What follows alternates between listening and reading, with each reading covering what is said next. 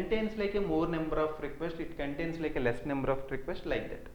So what is happening, for example, if the search service is down also, they can book the ticket.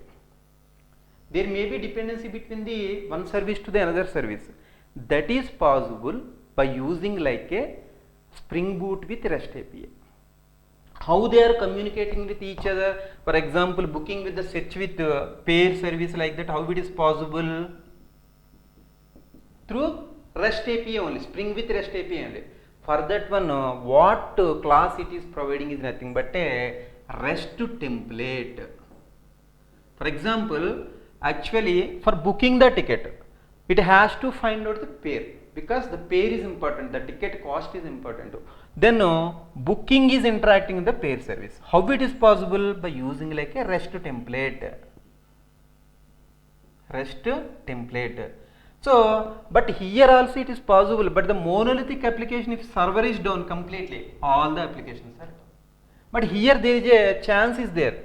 For searching purpose, it is fine, because if booking is down, but searching and pair are up, so that searching get the pair also, the ticket price also. So both are working as fine. So, but here problem is all are deployed into one server. If the server is down, all the services are down. And moreover, in case of the microservices, it is each service is maintaining like its own database. Database means either it can be like a one of the schema also. For example, booking, it maintains like its own database.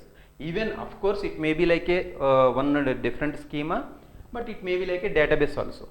Here search service is also interacting with the one schema or own database, like this. In the even fair service is also interacting with the own database, like this. So there is no relation between the one service to the another service. For example, they want to interacting with the communicating with the another service. How it is possible? By using like a REST template. Who provides this one? Even Spring with REST only. Spring with REST only. That means Spring only. I mean to say like a Spring only. So this is the way we are going to develop the applications. For example, in case of the monolithic application, all the functionalities we are developing into deploying into the one server. There is no any separation, because if the one service is down, or definitely once again we need to read, once again we need to do like a regression testing. Regression testing we need to do like a complete testing of the each and every functionality here. But whereas in case of a Spring Boot with REST applications, microservices, what is the advantages?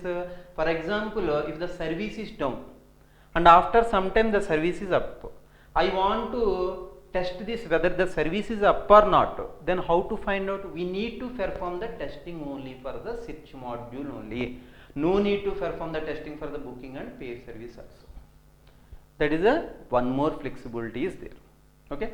So by that way generally now, but in case of Java, I mean to say like for developing like a microservice, how we are going to develop is nothing but by using Spring Boot only. Because what are the advantages? Already we have seen so many times, we have discussed the same point. Like it contains like embedded servers, and moreover it is interacting with the own database or own schema. These are the flexibilities are there. That is the reason nowadays the most of the applications are going to be developed by the Spring Boot only. So however, some applications might be in the Spring or Struts like that, but even they are also going to be migrated to the Spring Boot because of all these advantages. Okay, and and apart from that, so anyway we need to discuss like a how we are using like a cloud also, Spring Cloud also. What is the advantages of the Spring Cloud? Already we developed the micro application, microservices.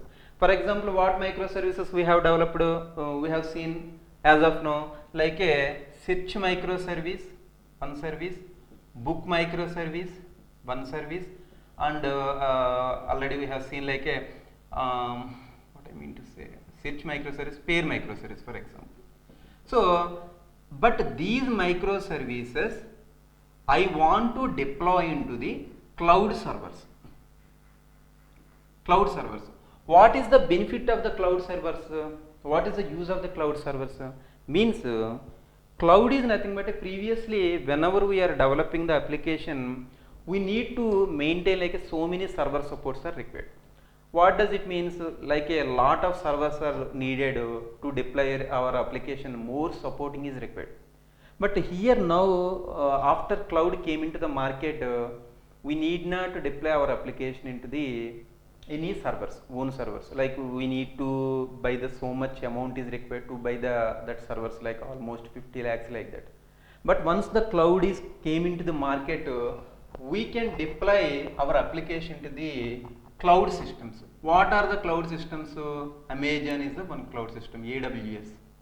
Like Azure is the one more cloud system. Like Pivotal is the one more cloud system. Pivotal is the one more cloud system. Like this is provided by the Spring Cloud only, Spring itself only, cloud. And moreover is nothing but Google is one cloud system. So after developing our microservices, we are deploying our application to the cloud servers. What is the benefit of the cloud servers? Hardware maintenance is completely reduced. If you are deploying our application into our own servers, what is happening? More burden is required, more cost is very high. So that in order to reduce the cost and everything, we have to deploy our applications into our microservices into the cloud systems. For that one, what we need to do? We have to buy the space in the cloud systems. Like for example, in case of the Pongal season, generally there are many requests are coming into the booking the ticket. Am I correct? In this case, what is happening? For the booking microservices require like a more number of instances.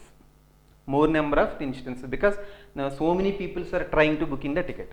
What is happening? They want to get the ticket. Definitely there should be multiple instances are required to to book the tickets.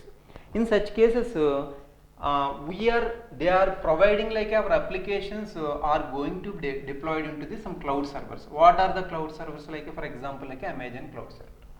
So what is happening? The hardware maintenance is completely reduced. We need not maintain any hardware maintenance also. Just we need to deploy our application and we have to deploy into the cloud servers. But if any application should be like a cloud related applications, either it is a cloud enabled application or a cloud native application, we have to follow like the cloud futures, like a cloud principles. I mean to say, sorry. What are the cloud principles? So like it is providing like almost 12 principles are available. I think more than 12 also. I am not sure about it. But our application, our microservices has to follow at least 2 to 3 principles. Even of course it doesn't follow like a 12 principles also. If our application is directly deployed into the cloud server, then it is also cloud related application, cloud enabled application only. But it is not like a cloud native application. To make our application as a cloud native application, what we need to do?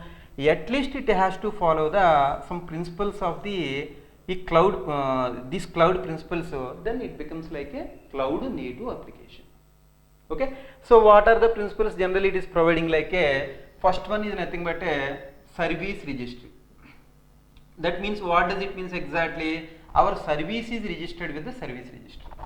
Then what is the benefit of the service registry? The one service is interacting with the another service by using like some name. No need to know is a host name and a port number. How they are getting that host name and port number? Through the service registry. Now, for example, already we discussed one point. For example, if the more number of requests are coming from some seasons, for example, if it is a Pongal season, definitely many tickets has to be booked, so that the booking service getting like a more number of requests, frequently it is getting the required again and again. So in such cases, which is required? Some load balancing is required. How the load balancing is provided? The second principle is nothing but a load balancing. Load balancing like this, and routing also required. Routing means, for example, if multiple requests are there, how it is going to be routed? So which request is going to the which service? That will be decided by the routing. All these cloud principles, so if you follow the at least 2 or 3 principles, so then it becomes like a cloud native application. But anyway, however it is, we have to deploy our application to the cloud servers. Then only it is called as a cloud application. Okay, so this, I hope you are getting my points. Are you understanding what I am saying? Just note down the things, so just it will be useful to you. So just reach them. Yeah, that's it from my side. So almost we covered like a Spring Boot, Spring with how to develop with the Spring Boot with core applications, how we are going to develop like a Spring Boot with MVC applications, moreover how we are going to develop with the Spring Boot with REST applications, and moreover we have discussed like the cloud principles, how to cloud enable application, cloud native application. So these things we have discussed. That's it from my side, and just reach them.